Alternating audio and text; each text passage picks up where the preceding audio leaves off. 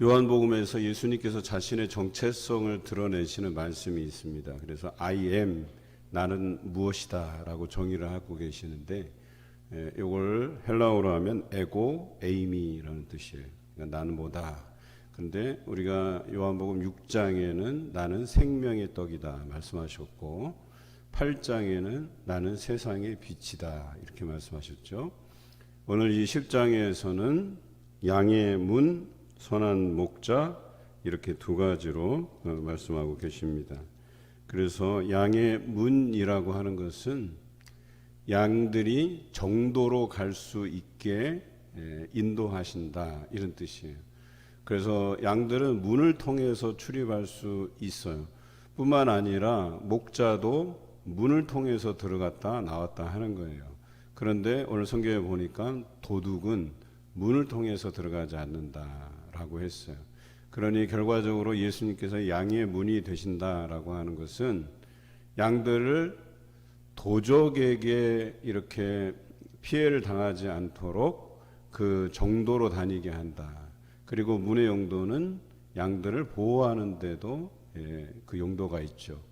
그러니까 양들을 결과적으로 바른 길로 인도해내고 그 다음에 도적으로부터 안전하게 지키는 역할을 예수님께서 하신다 이렇게 표현하는 거죠.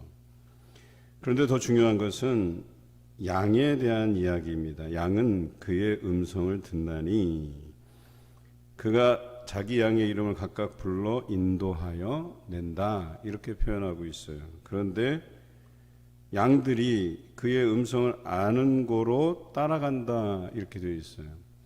그러니까 양의 정체성은 목자의 음성을 기억하고 목자의 음성을 따라서 가는 거예요. 이게 양의 정체성이에요. 그런데 오늘 성경에 보니까 타인의 음성은 알지 못하는 고로 타인을 따르지 아니하고 도리어 도망한다. 어찌 보면 잘 훈련된 양들은 목자의 음성을 잘 알죠. 목자와 잘 교제하고 그래서 목자를 아주 익숙하게 생각을 하죠. 그 삶에서 그래서 그 목자의 음성을 따라가는 것이 당연하고 익숙하고 그것이 자신이 안전한 길로 다닌다라고 하는 그 사인이거든요. 아, 저 목자의 음성을 따라가면 내가 살 수 있겠구나. 안전한 대로 갈 수 있겠구나. 저기에 먹을 것이 있구나. 마실 물이 있겠구나. 라고 하는 것을 알 수 있는데 다른 음성이 들려지면 위험의 신호로 받아들인다는 거예요. 그런데 오늘날 예수 그리스도를 목자로 여기고 예수 그리스도를 믿는 사람들을 양이라고 표현하는데 우리는 양으로서 목자의 음성을 기억하느냐, 따라가느냐, 알고 있느냐, 그 길이 푸른 초장길이고 그 길이 마실 물이 있는 시냇가임을 우리가 알고 있느냐라고 하는 것이에요. 양은 당연히 그 목자의 음성을 따라야 되는데 목자의 음성이 아닌 음성을 듣게 되면 어떻게 돼요? 결과적으로 도살장으로 끌려가는 거예요. 자신이 죽는지도 모르고 자신이 피해를 당하는지도 모르고 또 성경에 나와 있는 것처럼 잃어버린 양이 되기도 해요. 그래서 자기 혼자 자기 고집대로 가다가 벼랑에 높은 곳에 또 내버려지기도 하고 다치기도 하고 사나운 짐승의 먹이가 되기도 하고 그런 것 아니겠습니까? 그리고 성경에는 마귀를 어떻게 표현했어요? 우는 사자와도 같이 삼킬 자를 찾는다라고 기록하고 있어요. 그러니까 예수님에게서 벗어난 생명들을 집어삼키기 위해서 우는 사자와도 같이 두루 다니는 거예요. 그러니까 이 목자를 떠나서는 이 양은 쉽게 밥이 될 수 있다는 거예요. 길을 잃어버릴 수 있다는 거예요. 도살장으로도 끌려갈 수 있다는 거예요. 그 위험을 벗어나기 위해서 목자의 음성을 기억하고 목자를 따르는 것 아니겠습니까? 이처럼 예수님께서는 양의 문이 되신다고 우리에게 말씀하세요. 그것이 안전한 길로 행하는 것임을 우리가 알고 믿고 따라가야 된다라고 하는 것이죠. 두 번째 7절부터는 예수님이 자신을 선한 목자다라고 기록하고 있습니다. 앞서서 문으로 말미암아서 그가 그 문을 들어오고 나가고 하는 것 아니겠어요? 그런데 도둑이 오면 이제 이 도둑은 도둑질하려는 목적이 있고 양의 생명을 해치고 그래서 거기에서 가죽을 얻으려고 하고 그 살을 먹으려고 하고 하는 것 아니겠어요? 그러면 이것을 지켜내는 사람이 누구냐? 또 예수님이다라고 하는 거예요. 선한 목자라고 얘기하는 거예요. 우리가 다윗을 예로 들면 다윗이 골리앗과의 전투에서 자기가 목동 시절에 하나님이 자기와 함께한 것들을 기억해내잖아요. 어땠어요? 그 양들을 물고 달아나면 쫓아가서 사자나 곰의 입을 움켜서 거기서 새끼를 구출해내고, 뿐만 아니라 자기를 해하려고 들면 사자와 곰의 수염을 잡아서 그것을 쳤다라고 성경에 기록하고 있잖아요. 그게 목동, 즉 목자의 역할이거든요. 예수 그리스도의 역할이라고 하는 것은 선한 목자로서, 왜 굳이 선한 목자라고 썼을까? 목자가 다 선한 목자는 아니라는 거예요. 에스겔서에서도 보면 자기만 먹이는 목자들이 있다 그랬어요. 이스라엘 목자들, 즉 종교 지도자들을 얘기하는 거죠. 그래서 그 악한 목자들은 어떠냐? 자신이 따뜻하게 입기 위해서 양들을 해쳐요. 그리고 그 살들을 먹고 자기만 배부르면 되지 양들을 특별히 돌볼 이유가 없다는 거예요. 그냥 양들은 방치되고 상처 입어도 방치되고 잃어버려도 찾지 아니하고, 그게 이스라엘 목자들이라고 이야기했던 거예요. 그런데 선한 목자는 양들을 위해서 목숨을 버리는 거예요. 양들이 지치고 힘들 때 쉴 만한 물가로 인도해 내는 거예요. 먹을 만한 푸른 초장이 있는 곳으로 인도해 내야 되는 거예요. 또 상처가 있으면 싸매어 줘야 되는 거예요. 이것이 목자가 해야 될 일이라고 얘기하는 거예요.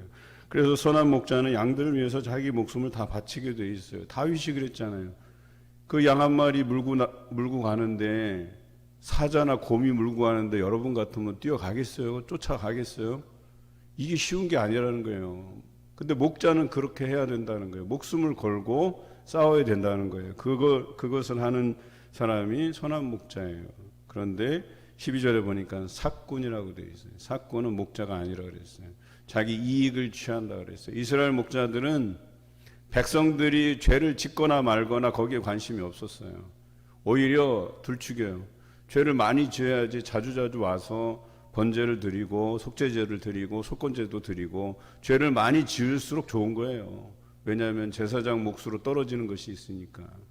그래서 이 사람들은 백성들을 가르치고 말씀을 가르쳐서 그들이 하나님께로 돌아오게 하고 다시는 죄 가운데 살지 않도록 가르쳐야 되는 의무가 있었음에도 불구하고 그렇게 하지 않는 거예요. 그냥 나와서 적당히 살고 적당히 죄를 짓고 와서 열심히 제물 드리라고 얘기하는 거예요. 이것은 삭군이지 목자가 아니라는 거예요.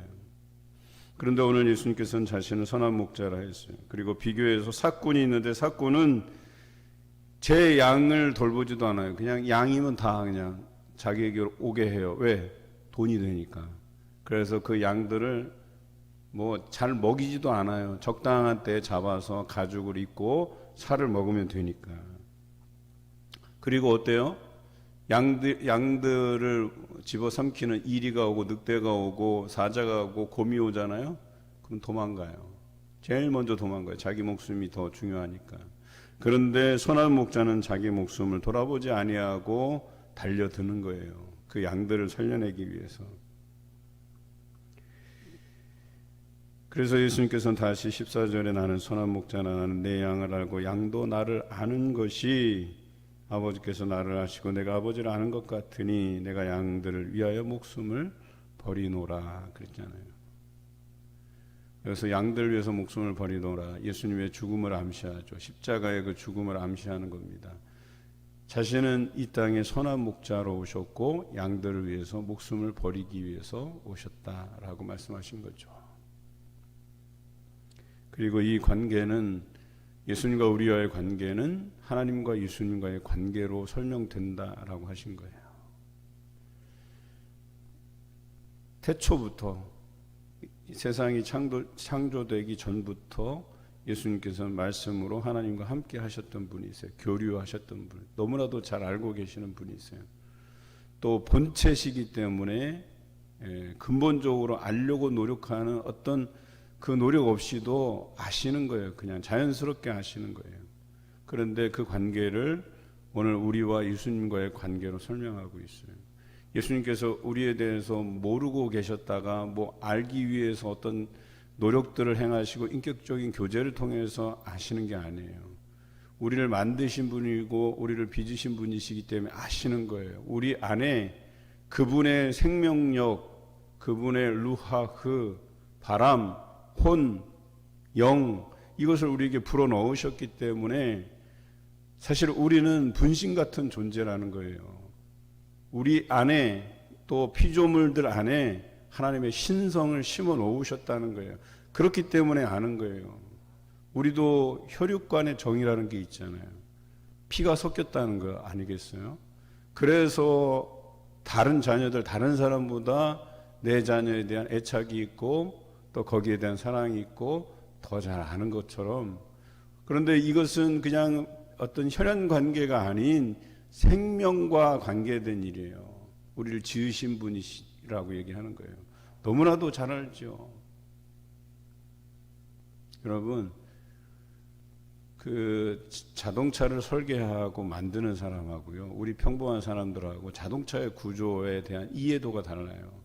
그분들은 다 분해하고 다 조립할 수 있는 수준까지 되지만, 그것에서 속속들이 다 알지만 우리는 자동차를 만들지 않기 때문에 몰라요.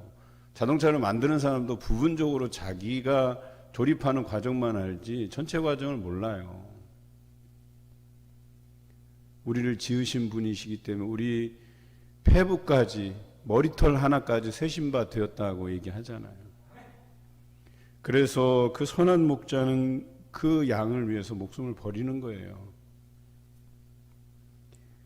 17절, 내가 내 목숨을 버리는 것은 그것을 내가 다시 얻기 위함이니 이로 말미암아 아버지께서 나를 사랑하시느니라. 이게 예수님의 양들을 위해서 죽고 다시 그 생명을 얻는다, 죽고 부활한다, 이것을 오늘 말씀하고 계시는 거죠. 이를 내게서 빼앗는 자가 있는 것이 아니라 내가 스스로 버리노라. 나는 버릴 권세도 있고 다시 얻을 권세도 있다. 스스로 자신의 목숨을 우리를 위해서 내어주셨다라고 하는 거죠. 그리고 이 말씀이 있은 후에 유대인 사이에 분쟁이 일어나고 이제 결과적으로 예수님이 미쳤다, 저 안에 귀신이 들렸다, 이렇게까지 이야기하죠. 사실 여러분, 이 유대인들이 생각하기에는 인간적인 한계성을 가지고 판단하기 때문에 그냥 딱 봐도 미친 사람 같은 이야기를 하는 거예요. 어떻게 사람이 죽었다 살아나며 또 자신이 뭐길래 선한 목자라 하고, 또 자신들이 알고 있는 선한 목자의 개념이라면 하나님이신데 자기가 어떻게 하나님이 되시냐라고 반문하는 거예요. 그런데 실제로 예수님께서 하나님의 본체이시고 지금은 그 말씀이 육신이 되어서 성육신 되어서 이 땅에 오셔서 우리와 성정이 같으나 하나님의 본체이신 것은 분명하죠. 그 승하와 이 승귀, 그러니까 비천하게 오셨다가 또 귀하게 또 이렇게 하나님께서 그를 귀하게 여기셨다 해서 승천하신 후에 그를 존귀하게 여기셨다라고 하는 거죠. 오늘 이 부분에 대해서 우리는 잘 이해 못해요. 유대인들도 이해 못해요. 그런데 우리가 이 부분을 이해하기 위해서는 예수 그리스도께서 우리를 위해서 죽으시고 부활하시고 승천하시고 재림하실 이 믿음 안에서 보지 않으면 이 본문이 이해가 되지 않는 거예요. 지난주에 세례자들 교육이 있었는데요. 입교 세례자들인데 제가 그랬어요. 저는 이 세례에 대해서 한 가지만 질문합니다. 그래서 이 세례의 목적이 뭐냐, 왜 세례를 받으려고 하느냐, 그리고 이 세례는 죄사함의 세례라고 그 앞에 별명 같은 것이 붙었는데 왜 죄사함의 세례냐.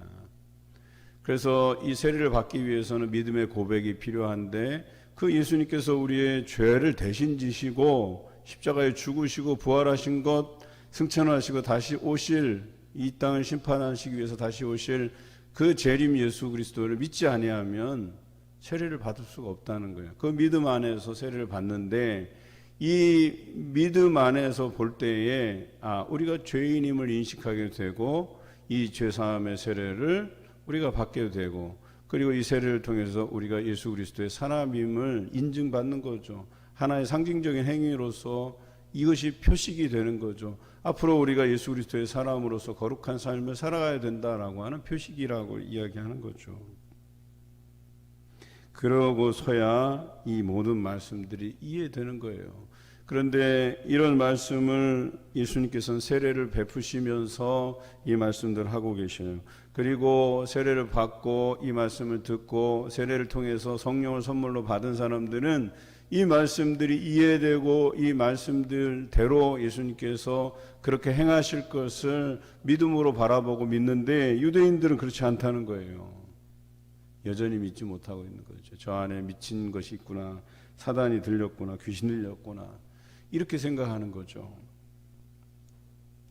그런데요, 말로만 이렇게 표현한다고 해서 이들에게 믿음이 없다라고 표현할 수 있는 게 아니에요.